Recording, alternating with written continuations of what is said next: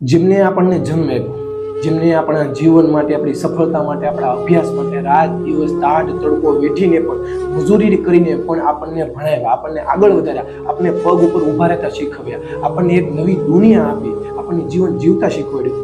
એમની વૃદ્ધાવસ્થામાં, વૃદ્ધાશ્રમમાં મૂકવા માટે એવો કોઈ બાળકને કે અથવા પુરુષને વિચાર કઈ રીતે આવે, એનો પગ કઈ રીતે ઉપડે કે મારા માતા પિતાને વૃદ્ધાશ્રમમાં મૂક્યા? આવા પુરુષો લાગણી વિહીન અચાનક કેમ બની જાય છે?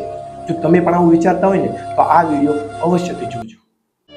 बन के तेरा साया मैं तुझको थाम लूं, उठ के रब से पहले मैं तेरा नाम लूं. મોટા ભાગના માતા પિતા પોતાના બાળકને 6 થી કે 8 વર્ષે જ્યારે શાળામાં ભણવા માટે મૂકે છે અને બાળક જે છે એ ધોરણ 5 માં કે 6ઠા ધોરણમાં આવે છે એટલે તરત એને હોસ્ટેલમાં મૂકી આવે છે. એ હોસ્ટેલમાં એ ઉંમરમાં એ બાળકોને ખાસ પોતાના માતા પિતાની, પોતાના પરિવારની, પોતાની લાગણી કે પ્રેમ કે હૂંફની જરૂર હોય છે. અને આવા જ સમય દરમિયાન બાળક અત્યંત રીતે, ખૂબ જ રીતે પોતાના માતા પિતાને યાદ કરતો હોય છે, રડતો હોય છે, એના સાથની જરૂર હોય છે ને ત્યારે માતા પિતા એના ભવિષ્ય માટે હોસ્ટેલમાં મૂકી દે છે.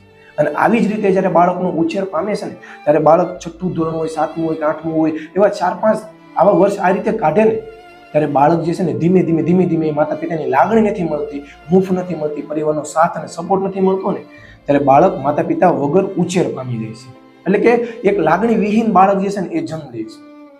અને ધીમે ધીમે તે 10મું કે 12મું પાસ કરે છે, પછી કોલેજ માટે અન્ય શહેરમાં જાય છે ત્યારે પણ એના માતા પિતાની એટલી હૂંફની અને લાગણી એને વર્તાતી નથી, કારણ કે એના વગર જ એનો ઉછેર થયેલો હોય છે. બસ આવી જ રીતે જ્યારે કોલેજની લાઈફ પછી તે જોબમાં કે બિઝનેસમાં જ્યારે અન્ય શહેરમાં જાય છે ને ત્યારે પણ ક્યાંક ને ક્યાંક માતા પિતા વગર જ રહેવાની એને આદત એટલે કે ટેવ પડી જાય છે. અને જ્યારે માતા પિતા સાથે રહેવા આવે છે ને ત્યારે એને ખુદને એમ લાગવા મળે છે કે હું આખું જીવન દરમિયાન જે છે હું માતા પિતા વગરનો ઉછેર પામ્યો છું, હવે મને માતા પિતા સાથે રહે છે ને તોય મને નથી ગમતું, એના માટે એને લાગણી નથી જન્મતી, એના માટે હૂંફ કે પ્રેમ એને નથી જાગતો. એટલે ક્યાંક ને ક્યાંક તે એની ઉંમર જે આપણે કહી શકીએ ને કે 10 થી લઈને 18 વર્ષ સુધીની ઉંમરમાં ક્યાંક ને ક્યાંક એને માતા પિતાના લાગણીની, પ્રેમની, એના પરિવાર સાથે રહેવાની જે સપોર્ટની જરૂર હોય છે ને એ દરમિયાન એને નથી મળતો ને, એ કિશોરાવસ્થામાં જેને પરિવારનો પ્રેમ નથી મળતો ને ત્યારે બાળકો જે છે ને, યુવાનો જે છે ને એ લાગણી વિહીન પુરુષો બને છે. એટલે લાગણી વિહીન જે છે ને તે મોટા થાય છે. અને અંત એવું બને છે કે એ જ પુરુષો પોતાના માતા પિતાને વૃદ્ધાશ્રમમાં મૂકવા જાય છે ત્યારે એના દિલમાં કોઈ એવી લાગણી, કોઈ એવો વિચાર કે હૂંફ કે પ્રેમ નથી હોતો.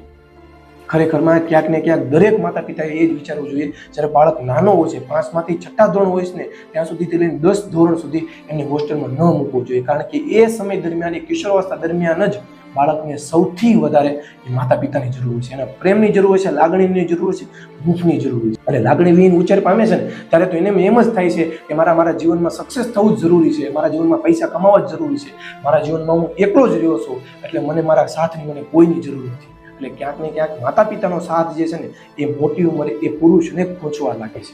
અને એટલે જ ક્યાંક ને ક્યાંક મોટાભાગના પુરુષો જે છે ને એને પોતાના માતા પિતાને વૃદ્ધાશ્રમમાં મૂક્યા છે. એના માટે એને ઘણું બધું કર્યું હોય તેમ છતાં પણ એ પુરુષના હૃદયમાં લાગણી જે છે ને એ નથી હોતી. તો ખાસ નમ્ર વિનંતી દરેક માતા પિતાને કે જ્યારે એના બાળકને જરૂર હોય ને ત્યારે હૂંફ, પ્રેમ અને એને લાગણી જે છે ને એને અવશ્ય આપવી જોઈએ. મૂકવું જોઈએ હોસ્ટેલમાં ભવિષ્ય માટે, પણ એ જ્યારે મેચ્યોર થાય ને ત્યારે મૂકવું જોઈએ, કારણ કે આજ નહીં તો કાલે એ 10મું કે 12મું પાસ કરશે, કોલેજ માટે કે જોબ માટે અન્ય શહેરમાં તમારાથી દૂર જવાનો છે, એ પગ ઉપર ઊભો થવાનો છે, સફળ થવાનો છે. પણ જ્યારે તમારી જરૂર હશે ને ત્યારે તમે નહીં હો ને ત્યારે પણ એ એવું જ રિટર્નમાં એવું બનશે કે જ્યારે તમને એની જરૂર હોય ને ત્યારે એ પણ નહીં. Thank you very much. જય હિન્દ.